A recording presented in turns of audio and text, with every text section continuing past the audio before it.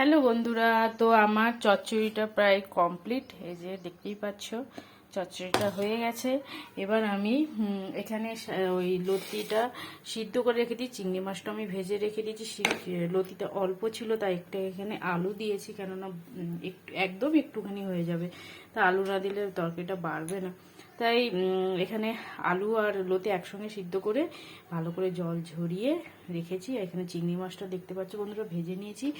এবার এখানে টমেটোটা কেটে রেখেছি, আর এই যে মিক্সিতে তোমার আদা রসুন পেঁয়াজ এখান একটা টমেটো দিয়ে যাতে একটুখানি গ্রেভি একটু মোটা মোটা হবে তাই পেস্ট করে নিয়েছি। এবার কড়াইয়ে সর্ষে তেল দিয়েছি, কারণ এখানে রিফাইন তেল ইউজ করিনি বন্ধুরা। এইসব রান্নায় সর্ষে তেলটা অ্যাকচুয়ালি ভালো লাগে, টেস্ট হয়। তো এখানে সর্ষে তেল দিয়ে দিয়েছি। তো এতে একটুখানি হলুদ দেবো। হলুদ দিলে বন্ধুরা মানে মশলাটা দিলে না, হলুদটা দিলে আগে থেকে যদি দিয়ে রাখো একটুখানি, তাহলে মশলাটা চারদিকে ছিটায় না তোমার আমার চারদিকে। তাই একটুখানি কমসে কম হলুদ, অল্প একটু হলুদ দিয়ে দিলাম। সর্ষে তেলটা গরমই হয়ে গেছে দেখতেই পাচ্ছ, কারণ হলুদটা দেওয়ার সাথে সাথেই হলুদটাই হয়ে গেছে। তো এবার আমি মশলাটা দিয়ে দেবো, যেগুলো বেটে রেখেছি সেই মশলাটা দিয়ে দেবো।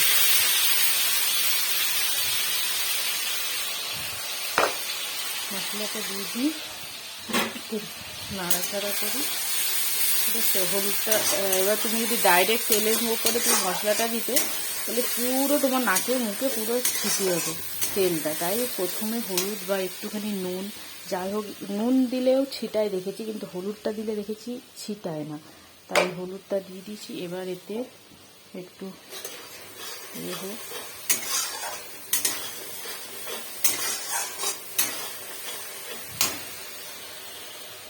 এবার এতে আস্তে করে এই যে জিরে পাউডার,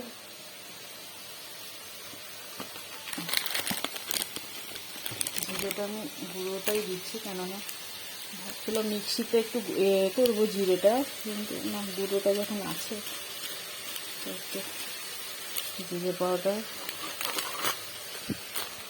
তারপরে একটু ধনিয়া পাউডার,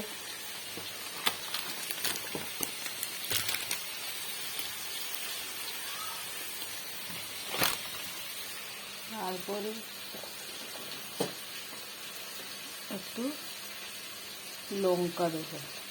এই যে এমডিএচ দেখি মির্চ, এই লঙ্কা গুঁড়োটা একটু দেবো,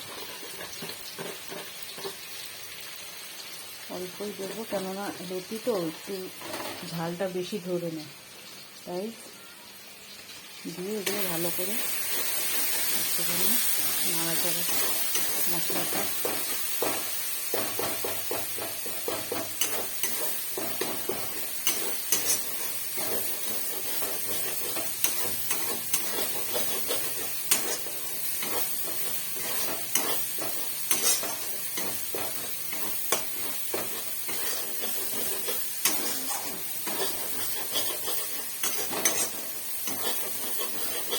দেখতে বন্ধুরা মশলা থেকে প্রায় তেল ছাড়তে শুরু হয়ে গেছে।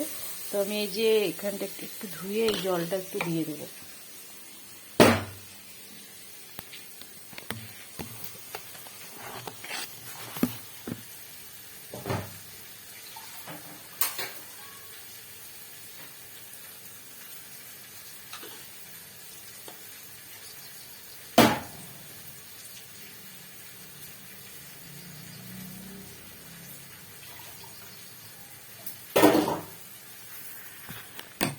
তো বন্ধুরা এই যে জল দিয়ে একটু ধুয়ে নিয়েছি, মশলার জলটা ঢেলে দিলাম।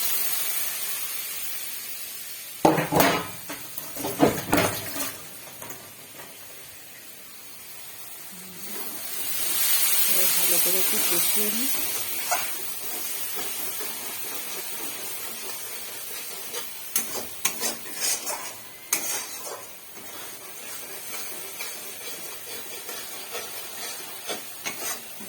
উপরে একটা লাল লাল মানে তেলটা ছেড়ে দিয়েছে, একটু ভালো করে কষাতে হবে, আরেকটু মানে একটু জলটা শুকনো করে নিই, তারপরে লতিটা আর চিংড়ি মাছটা তাতে দিয়ে দেবো। লতিটা সিদ্ধ করা আছে, তাই জন্য বন্ধুরা বেশি টাইম লাগে না এটা রান্না করতে, তাড়াতাড়ি হয়ে যায়। যেহেতু শুধু মশলাটা কষাতে যত টাইম লাগে।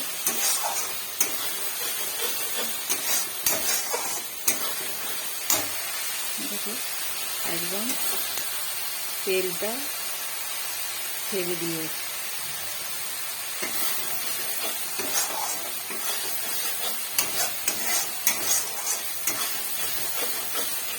এবার লতিটা দিয়ে দেবো। লতি আর চিংড়ি মাছটা একসঙ্গে সিদ্ধ করা, চিংড়ি মাছটা ভাজা ছিল, লতি আর আলুটা সিদ্ধ করা।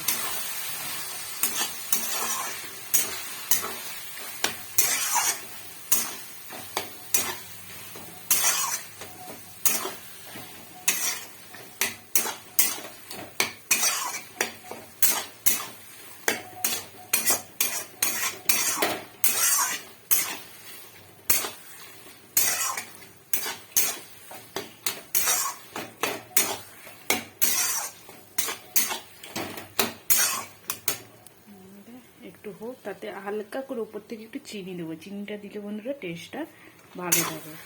তো চলো বন্ধুরা, এখানে ভিডিওটা শেষ করছি। রান্নাটা যদি আপনাদের ভালো লেগে থাকে তো প্লিজ একটা লাইক, কমেন্ট, শেয়ার করে দিও। টাটা।